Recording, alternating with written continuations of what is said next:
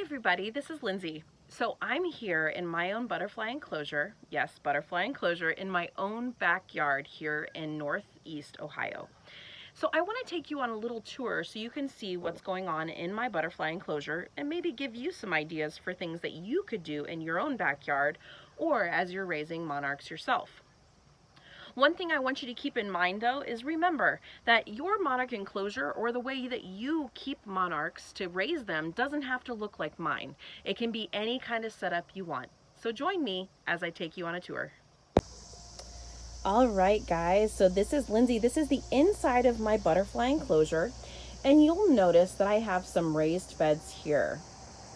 And all of these plants that we have were specifically selected for the monarch butterfly adult, as well as some common milkweed, so that I could feed the caterpillars as I'm in here if I needed to.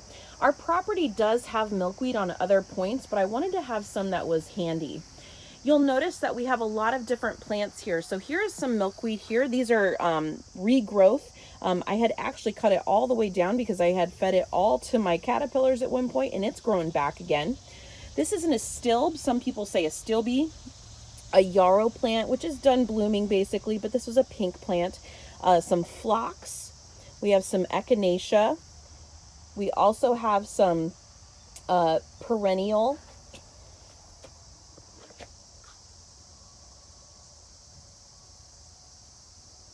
We have some milkweed in the back there again, lavender plants, some more echinacea, some astilbe, and I have a butterfly bush as well as some swamp milkweed.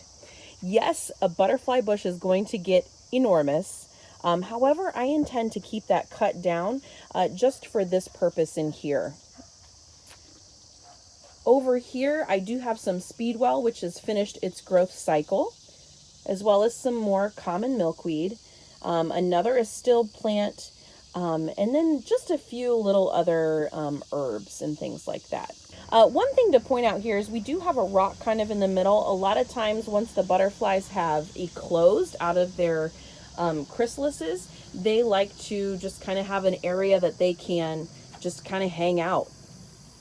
Up on the top of my tables here, these are little cups. Now, we do this differently in each stage, but right now we have eggs in cups, and what we did is we've put them on a wet paper towel and cut the leaf part out that the egg was sitting on. And what we did is that kind of saved us from wasting the rest of the leaf, and we were able to put the milkweed leaves kind of in an extra refrigerator we had in a plastic container to keep them alive and fresh for when we actually wanted to feed the caterpillars.